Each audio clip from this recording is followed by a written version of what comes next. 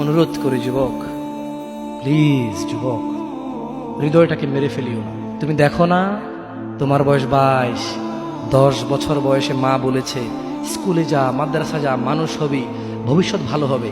তুমি শোনোনি cricket, football, cinema, নাটক, কোথায় বিয়ে, কোথায় গায়ে হলুদ, গান বাজনা বাজিয়ে তোমার জীবন কাটাই দিছো। যুবক দেখো, 22 বছর বয়সে তুমি মূর্খ। তোমার পাশের বন্ধু পাইলট স্কুলে পড়ে, হ্যাঁ 10টা টিউশনি পড়ায়, 30,000 টাকাও কামায়। হ্যাঁ, তুমি যাকে বিয়ের প্রস্তাব দিচ্ছ কেউ রাজি নাই, ওর জন্য 5টা ঘর আসে, ওর মা বলছে এখনো ছোট, আরো পড়াশোনা করুক, আর তুমি বিয়ের জন্য হন্য হয়ে খুঁজতেছ। কোনো রিক্সাওয়ালা তোমাকে মেয়ে দিতে রাজি?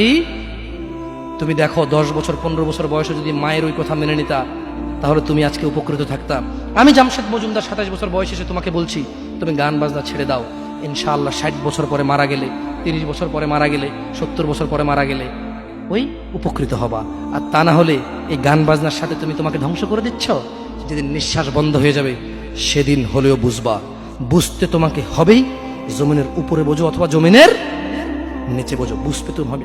শোনো, আল্লাহ কোনো কিছু বলেছে আর তুমি বুঝবা না, আহা হা, পার পাওয়া যাবে না। তবে তোমাকে বলি, যা করেছো করেছো, যা গান বাজনা শুনেছো শুনেছো, এবার আল্লাহকে ভয় করে সব ছেড়ে ইস্তেগফার করো, বলো আল্লাহ আমাকে ক্ষমা করেন, আমার এই 2 কানে গলিত সীসা ঢালিয়েন না। ইয়া আল্লাহ, ইয়া আল্লাহ আজকে আমি উপলব্ধি করছি, আল্লাহ আমি আর কখনো বাদ্যযন্ত্র দিয়ে নিজেকে আনন্দিত করব না।